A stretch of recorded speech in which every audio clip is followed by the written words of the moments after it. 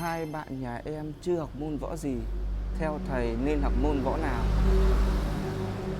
Vâng, đây cũng là câu hỏi mà rất nhiều các bậc phụ huynh cũng như các em quan tâm, đặc biệt trong thời gian hè sắp tới. Thì sau đây thì Tiến cũng xin chia sẻ. Để xét về chuyên môn thì mỗi bộ môn võ thuật cũng sẽ giống một môn học, đều có những đặc trưng và sự hữu ích riêng. Bên cạnh đó, yếu tố về vị trí địa lý, về các khoản đóng góp cũng là những yếu tố mà chúng ta sẽ quan tâm. Xong có hai yếu tố mà chúng ta cũng nên tìm hiểu. Một, đó là phong cách của người thầy, người cô ở nơi chúng ta học tập. Hai là môi trường ở đó sẽ cho chúng ta những điều gì. Bởi những yếu tố đó cũng sẽ góp phần tạo nên phẩm chất của các bạn sau này. Và khi thỏa mãn được yếu tố đó thì chắc chắn các bạn sẽ yên tâm.